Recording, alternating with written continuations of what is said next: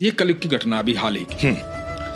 एक कथाकार था, सुंदरकांड का पाठ करता था। तो वो क्या करता था, सुंदरकांड का पाठ करने से पहले एक आसन बिछाता था बाजू में, और आसन बिछा के उस आसन पे कोई बैठता नहीं था, आसन बिछाता था और सुंदरकांड का पाठ करता था। तो एक जगह कथा करने गया था, वहां उसने आसन बिछाया, सुंदरकांड का पाठ करना शुरू किया। तो अब कई लोग होते हैं ना जो संदेह भरी नजरों से देखते हैं, जो खामियां ही निकालना जानते हैं संतों के अंदर, कथावाचकों के अंदर। ऐसा ही एक आदमी बैठा था, उसने देखा यार ये जब भी आता है सुंदरकांड पढ़ने पहले तो ये पाखंड करता है, एक आसन बाजू में बिछाता है, खाली पड़ा रहता है और यहाँ बैठा रहता है, सुंदरकांड करता है। तो ये किस चीज का पाखंड करता है? तो उस आदमी से रहा नहीं गया, उसने कहा कि मान्यवर ये बताएं कि ये आसन किस लिए बिछाते हो, आप तो बैठते नहीं उस पे। तो अब कथावाचक ने कहा कि मैं नहीं बैठता, सुंदरकांड करते हैं तो हनुमान जी विराजमान होते हैं।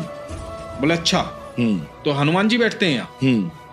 बोले हाँ हनुमान जी बैठते हैं। तो बोले कि ये हम कैसे मान लें हनुमान जी बैठते हैं? बोले आज तो कथा समाप्त हो गई है, तो कल जब आसन बिछाऊंगा तो हनुमान जी विराजमान होंगे। तो बोले कि ये हम कैसे मान लें, कल आप साबित करके बताओगे? बोला हनुमान जी आते हैं, रोज आते हैं। तो बोले कि अच्छा तो कल देखते हैं, कल आप आसन बिछाइएगा, कल देखते हैं हनुमान जी आएंगे कि नहीं आएंगे। तो इस व्यक्ति ने, क्योंकि इस व्यक्ति का, कथावाचक का भगवान पर संपूर्ण भरोसा है, मैं ये कहता हूँ जितने लोग कथा कहते हैं, ये कथा कहने की प्रेरणा कहाँ से आती है?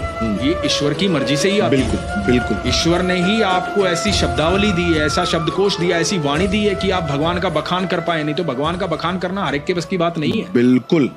अब इन्होंने जाकर के भगवान से, हनुमान जी से प्रार्थना की, हनुमान जी इज्जत बेइज्जती की बात है।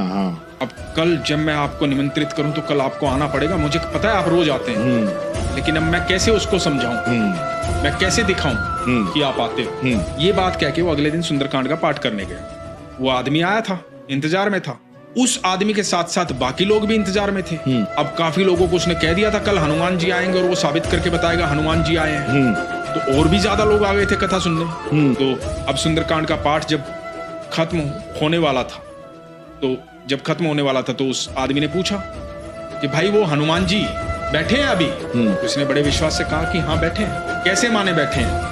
बोला यही बैठे हैं हनुमान जी। बोला लेकिन कैसे माने बैठे हैं? बोला आसन उठाओ आकर के देखो। अब इसने कह तो दिया, ये बात कहलवा रहे थे हनुमान जी, इसकी तो क्षमता नहीं थी इतनी। अब पारस भाई वो आदमी आया और उसने आसन को छेड़ा, आसन नहीं हिला। कई लोग इकट्ठा होकर के उस आसन को, हल्का सा कपड़ा बिछा हुआ था, उस आसन को कई लोगों ने उठा करके कोशिश की, वो आसन हिला नहीं, टस से मस नहीं हुआ।